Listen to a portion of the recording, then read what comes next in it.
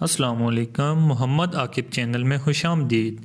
आज की हमारी वीडियो एप्टीट्यूड टेस्ट प्रिपरेशन के मुतालिक है, लेकिन इससे पहले जो हमने एनालिटिकल रीजनिंग के क्वेश्चन किए थे उनमें कुछ आप लोगों को शायद समझ नहीं आई, तो इस वजह से ये जो दो क्वेश्चन खुद करने के लिए दिए थे उनको एक दफ़ा मैं दोबारा समझा देता हूँ। जो पहला क्वेश्चन था उसमें आप लोग गौर करें तो यहाँ पे लिखे हुए अजहर 5 फ्रेंड्स, अजहर, मिसबा, इरफान, सरफराज एंड यूनस 5 दोस्त हैं।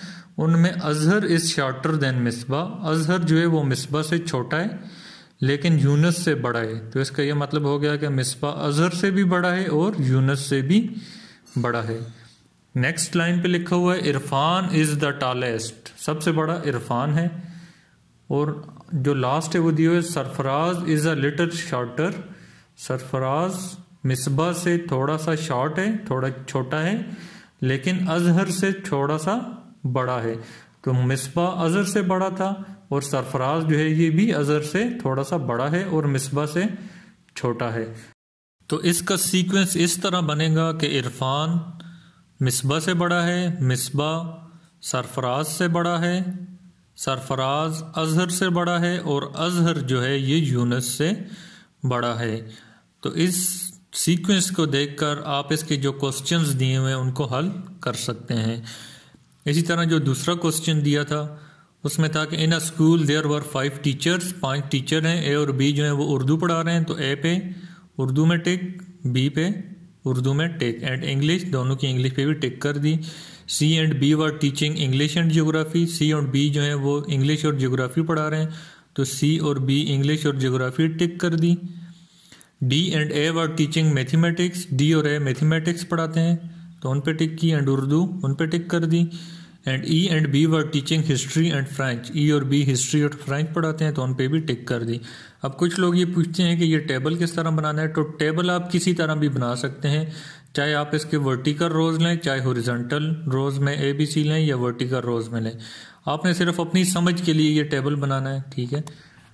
तो ये टेबल मुकम्मल हो गए। अब इसको देखकर आप जो क्वेश्चन दिए हुए थे उनको हल कर सकते हैं। इसी तरह आज का हमारा जो पहला क्वेश्चन है एप्टीट्यूड का, उसमें पहला क्वेश्चन है which set of number is like the set 48, 24, 12। इसमें यह पूछा हुआ है कि कौन से नीचे 4 सेट दिए हुए हैं, इनमें से कौन से सेट के नंबर जो हैं इस सेट जो दिए हुए 48, 24, 12 इसकी तरह है। तो आप यहाँ पे देखें 48 और 24 में फ़र्क ये है कि जो 24 है वो 48 का हाफ है और जो 12 है वो 24 का हाफ है। मतलब हर जो नंबर है दूसरा आने वाला नंबर उसका हाफ होता जा रहा है। 48 का हाफ 24, 24 का हाफ 12। तो हमें जो नीचे वाला सेट होना चाहिए वो भी इस तरह का होना चाहिए कि हर गुजरते हुए जो नंबर आए वो पहले से आधा हो। तो पहले में भी नहीं है, सेकंड में भी नहीं है, थर्ड में आप देखें 40 का हाफ 20, 20 का हाफ 10। तो हमारा जो आंसर है वो सी है। नेक्स्ट क्वेश्चन है which number is like the given set of number 3, 17, 31। यहाँ पे देखें आप लोग ये गौर करना है कि नंबर का पूछा है, which number is like the given set of number, ये कौन सा नंबर है जो इस सेट की तरह है। यहाँ पे ये नहीं पूछा हुआ कि इसमें कौन सी सीरीज आ रही है, बल्कि ये पूछा हुआ है कि नंबर कौन सा है जो इस सेट की तरह है। तो इसमें ये देखें 3, 17, 31 तीनों जो हैं ये प्राइम नंबर हैं।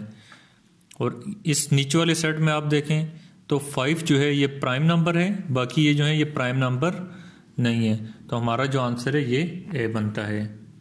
इसी तरह हमारा नेक्स्ट क्वेश्चन है find next number in series. अब नेक्स्ट नंबर इन सीरीज करना है। पिछले क्वेश्चन में सिर्फ नंबर मालूम करना था, इसमें अब सीरीज में नंबर मालूम करना है।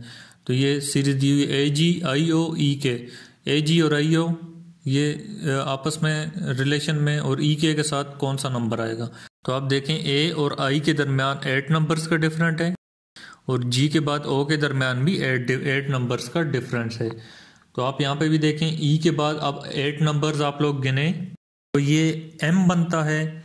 और अगर आप के बाद 8 नंबर्स 8 आगे अल्फ़ाबेट काउंट करें तो L M N O P Q R S S आ गया हमारे पास। तो हमारा ऑप्शन बी जो है ये इसका आंसर है। इसी तरह हमारा नेक्स्ट क्वेश्चन है कि जो सीरीज दी हुई है which term will fill the blank space. यहाँ पे ये जो 2 ब्लैंक स्पेस हैं इनमें कौन से नंबर आने चाहिए। तो ये जो सीरीज दी हुई है ZXVTR और इसके बाद आगे 2 नंबर हमने मालूम करने हैं। तो इसमें आप लोग देखें, पहला नंबर है Z के बाद Y नहीं है और X है, मतलब जो एक अल्फ़ाबेट इसमें छोड़कर नेक्स्ट अल्फ़ाबेट है। जिस तरह आप यहाँ पे अगर 1 और 3 होता तो बीच में 2 को हमने स्किप किया, तो इसी तरह यहाँ पे Y को स्किप किए हुए हैं। X के बाद दोबारा यहाँ पे W को स्किप किए हुए और अगला नंबर V दिया हुआ है।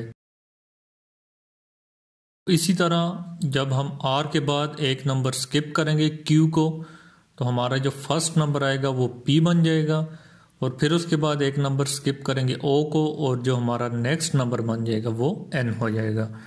तो इसमें हमारा जो ऑप्शन D जो है PN, ये हमारा करेक्ट आंसर बनता है।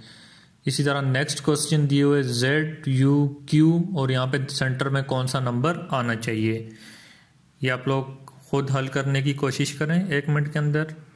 तो इसमें आप लोग देखें कि जो Z है और जो U है इनके दरमियान 5 अल्फ़ाबेट का डिफरेंस है बैकवर्ड जब आप लोग इनको देखेंगे तो, और U और Q के दरमियान 4 टर्म्स का डिफरेंस है, और Q के बाद अब 3 टर्म्स का डिफरेंस होना चाहिए। तो हमारे पास इसका जो आंसर आता है वो N है।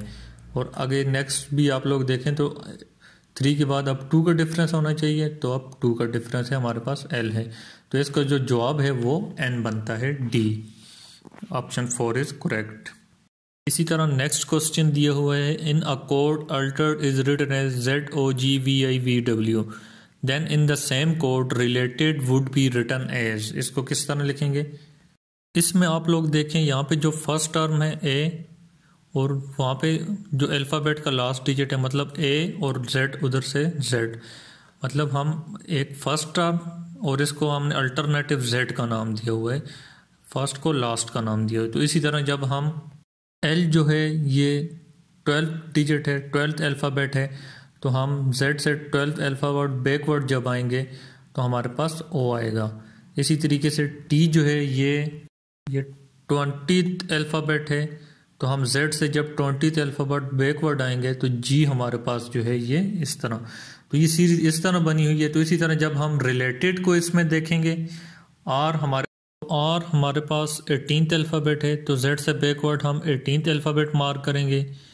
E हमारे पास 5th अल्फ़ाबेट है, तो Z से बैकवर्ड 5th अल्फ़ाबेट मार्क करेंगे।